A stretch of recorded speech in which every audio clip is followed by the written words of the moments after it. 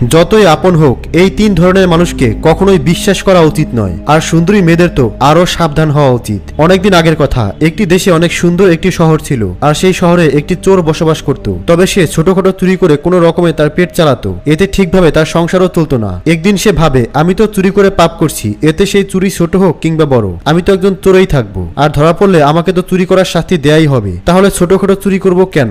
এখন আর ছোটখাটো চুরি নয়, বরং অনেক বড় দান মারতে হবে, যেন সারা জীবন পায়ের উপর পা তুলে খেতে পারি। এটি ভাবতে ভাবতে সে রাজার খাজনা চুরি করার সিদ্ধান্ত নেয়। গভীর রাতে সে তার পরিকল্পনা অনুযায়ী ধীরে ধীরে রাজার খাজনা পর্যন্ত পৌঁছে যায়, কিন্তু সে দেখতে পায় সেখানে অনেকগুলো পাহারাদার রয়েছে। এত পাহারাদার দেখে চোর ভাবতে থাকে, এদের চোখে ধুলা দেওয়া সহজ হবে না। এখানে অনেক পাহারাদার একত্রে পাহারা দিচ্ছে, তাই এখানে চুরি করতে গেলে আমি ধরা পড়ে যাব, আর রাজা আমার গর্দান নেবে। তাই সে সেখান থেকে চলে যাওয়ার সিদ্ধান্ত নেয়। কিন্তু আবার সে ভাবে, একবারে খালি হাতে না গিয়ে সামান্য কিছু নিয়েই যাই, না হলে পুরো কষ্টটাই বৃথা হয়ে যাবে। তখন সে ভাবে, আমি বরং রাজা যেই ঘরে ঘুমায় সেখানে চুরি করতে যাই, কেননা এই সময় হয়তো রাজা তার জামা কাপড় এক পাশে রেখে রানীকে নিয়েই ঘুমাচ্ছে, আর এই সুযোগে আমি রাজা রানীর সমস্ত গয়না চুরি করব, আর রাজার পোশাক এবং গয়না পরে এমন ভাবে পালাবো যে পাহারাদাররা আমাকে দেখে বুঝতেই পারবেন না আমি চোর নাকি মহারাজ। আমি খুব সহজে এখান থেকে পালিয়ে যেতে পারবো, আমার কাজ একেবারে সহজ হয়ে যাবে। এই ভেবে সে রাজার ঘরের দিকে এগিয়ে যায়, কিন্তু পর্দা সরিয়ে রাজার ঘরে ঢুকে সে এমন কিছু দেখে যা দেখে সে একেবারেই চমকে যায়। কেননা সে দেখতে পায় রাজা তার রাজ পোশাক সেরে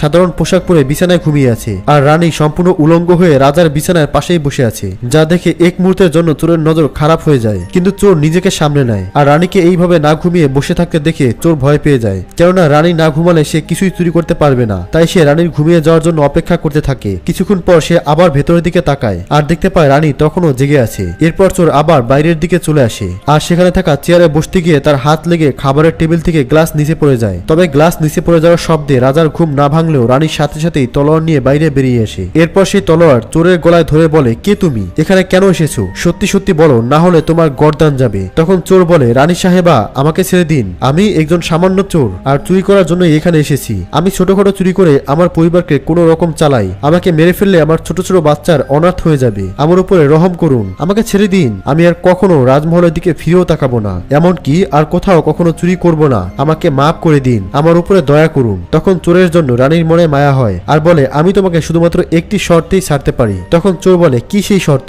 তখন রানী বলে, আমার সাথে রাত কাটাতে হবে, আর এই রাতে আমাকে সেই সমস্ত সুখ দিতে হবে যা আমি কখনোই পাইনি। এত আদর করতে হবে যেন এই রাত আমার কাছে স্মরণীয় হয়ে থাকে, না হলে এখনই এক কোপে তোমার শরীর থেকে মাথা আলাদা করে ফেলবো। রানীর এমন অদ্ভুত শর্ত শুনে চোর একেবারেই ঘাবড়ে যায়, আর বলে, রানী সাহেবা, আপনি এসব কি বলছেন? আমি তো একজন সামান্য চোর, আর আপনি এই বিশাল মহাশলের রানী, আমার তো কোনো যোগ্যতাই নেই আপনার সাথে এমন কিছু করার, এটা চিন্তা করাও পাপ। তখন রানী বলে, আমি কিছুই শুনতে চাই না, তুমি যদি তোমার জীবন বাঁচাতে চাও তবে আমি যা বলছি তাই করতে হবে, না হলে মৃত্যুর জন্য তৈরি হয়ে যাও। এটি শুনে ভয়ে চোরের গলা শুকিয়ে যায়। চোর ভাবতে থাকে, আজকে আমি অনেক বড় বিপদে পড়ে গেছি, কেননা এখন যদি আমি রানীর কথা না শুনি তাহলেও আমাকে মরতে হবে, আর যদি শুনি তাহলেও মরতে হবে, কেননা সেক্ষেত্রে রানী হয়তো প্রমাণ ধ্বংস করার জন্য নিজেই আমাকে মেরে ফেলবে। তাই চোর অনেক চিন্তায় পড়ে যায়, আর এক পর্যায়ে চোর কোনো উপায় না পেয়ে রানীর সাথে রাত কাটাতে রাজি হয়, আর বলে, আমি আপনার সাথে রাত কাটাতে রাজি আছি, কিন্তু আমাকে 5 মিনিট সময় দিন। তখন রানী বলে, ঠিক আছে, তোমার কাছে 5 মিনিট সময় আছে। এরপর চোর ধীরে ধীরে কক্ষের দরজার সামনে যায়, এবং এক পর্যায়ে দৌড়ে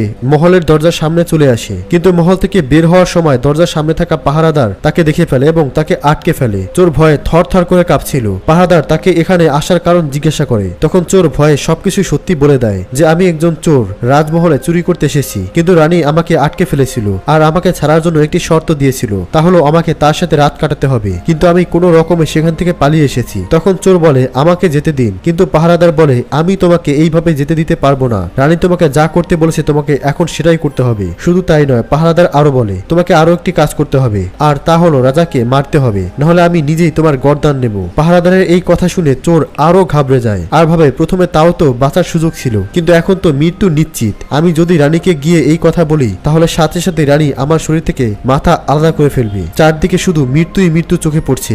বাধ্য হয়ে চোর রানীর কাছে আসে, আর বলে, আমি আপনার সাথে রাত কাটাতে রাজি আছি, কিন্তু এর মধ্যে কোনোভাবে যদি রাজার ঘুম ভাঙে তাহলে না আপনি বাঁচতে পারবেন না আমি। তবে রাজাকে কে মেরেছে তা যদি তুমি জানতে চাও তাহলে শহরের বাইরে একটি জঙ্গল আছে, সেখানে চলে যাও, সেখানে একজন বুড়ি থাকে, সে এই রহস্যের সমাধান দিতে পারবে, তুমি সেখানেই তোমার সব প্রশ্নের উত্তর পাবে। এরপর পাহারাদার সেই জঙ্গলে চলে যায়, আর বুড়িকে খুঁজে বের করে। এরপর বুড়ি পা ধরে বলে, আমাদের রাজ্যের রাজাকে কে একজন খুবই ভয়ঙ্কর ভাবে মেরে ফেলেছে, কিন্তু কে আর কিভাবে মেরেছে আমি সেই রহস্য জানতে চাই। তখন বুড়ি বলে, তুই যদি এই রহস্য জানতে চাস তাহলে তোকে একটি কাজ করতে হবে। তখন পাহারাদার বলে, আমাকে কি করতে হবে আপনি বলুন, আমাকে এই রহস্য জানতেই হবে। তখন বুড়ি বলে, আমার ঝুপড়ির হাবিরে একটি ছাগল বাঁধা অবস্থায় রয়েছে, তুই তোর তলোয়ার দিয়ে তার মাথা কেটে ফেলবি, তবে এক নিঃশ্বাসে এক কোপে কাটতে হবে। মাথা কাটার সাথে সাথে তার শরীর মাটিতে লুটিয়ে পড়বে আর তার মাথা হাওয়ায় ভাসতে থাকবে। তখন তুই সেই ছাগলের কান ধরে ঝুলে পড়বি আর ছাগলের মাথা তোকে সেখানে নিয়ে যাবে, সেখানে তুই তোর রহস্যের উত্তর পেয়ে যাবি। এরপর পাহারাদার ছাগলের মাথা কেটে ফেলে, মাথা কাটতেই মাথা হাওয়ায় উঠতে থাকে, সাথে সাথেই পাহারাদার ছাগলের কান ধরে সেও ওই মাথার সাথে উঠতে থাকে। ছাগলের মাথা তাকে একটি ভয়ঙ্কর জায়গায় নিয়ে যায়। সেখানে নেমে পাহারাদার ভাবে, এখানে তো কেউ নেই,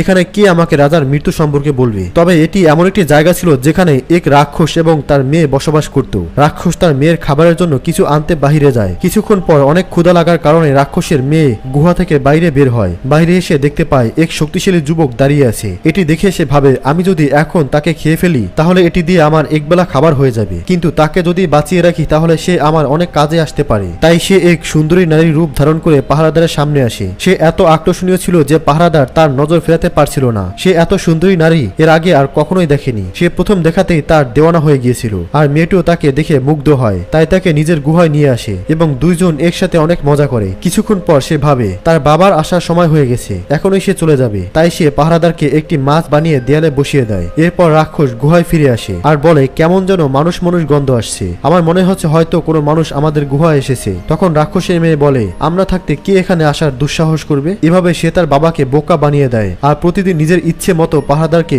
মাছি থেকে মানুষ বানিয়ে তার সাথে মজা মাস্তি করে। তারা নিজের ইচ্ছে মতো যৌন মিলন করে। কিন্তু এভাবে অনেকদিন কেটে যায়। তখন পাহারাদার তার স্ত্রী সন্তানদেরকে মিস করতে থাকে। সে প্রতিদিন সেখান থেকে বের হওয়ার চেষ্টা করে কিন্তু পারে না। তবে এক রাতে সে এই গুহা থেকে পালানোর সুযোগ পায় আর সেই সুযোগে সে পালিয়ে বাড়িতে ফিরে যায়। কিন্তু কিছুদিন পর পাহারাদার রাক্ষসের সেই মেয়েকে মিস করতে থাকে। দিন রাত সেই সুন্দরী নারীর রূপ তাকে পাগল করে দিচ্ছিল। কোনোভাবেই কোনো কিছুই তার মন বসছিল না। যেভাবেই হোক মেয়ের সাথে তার আবার দেখা করতেই হবে, কিন্তু আমি সেখানে কিভাবে যাব? আর আগের বার তো সেই বুড়ি আমাকে এখানে যেতে সাহায্য করছিল আর আমি তো সেখান থেকে পালিয়ে এসেছি। এখন তো আমি রাস্তাও চিনি না, তাহলে আমি কিভাবে সেই সুন্দরীর কাছে যাব? তখন সে ভাবে, তাহলে আমি আবার সেই বুড়ির কাছেই যাই। এরপর সে বুড়ির কাছে যায় আর বলে, আমাকে আরেকবার সেখানে পৌঁছে দাও যেখানে আগে পাঠিয়েছিলে। এখন আর তার মাথায় রাজার মৃত্যুর রহস্য জানার আগ্রহ একেবারেই নেই। সে সব ভুলে গেছে। এখন তার মাথায় শুধু সেই সুন্দরীর প্রতি আকর্ষণ, তাকে আবার পাবার কামবাসনা। তখন বুড়ি বলে, আগে তো তোমার কাছে একটি ছাগল ছিল যাকে মেরে তার কান ধরে তুমি সেখানে গিয়েছিলে, কিন্তু এখন তো আমার কাছে আর কোনো ছাগল নেই। এখন আমি কিভাবে তোমাকে সেখানে পাঠাবো? তখন পাহারাদার বলে, যেভাবেই হোক আমাকে সেখানে পাঠান।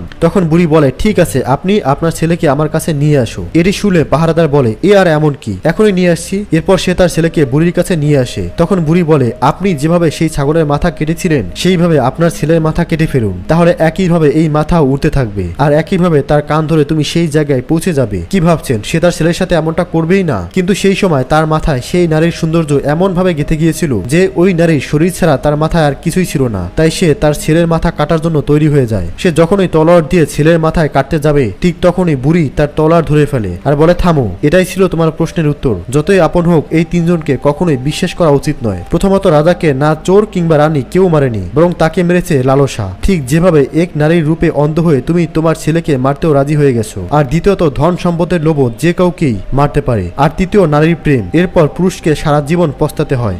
প্রিয় দর্শক, আপনি কি এই ধরনের ভিডিও পছন্দ করেন? তাহলে কমেন্টসে লিখুন নেক্সট পার্ট। ধন্যবাদ।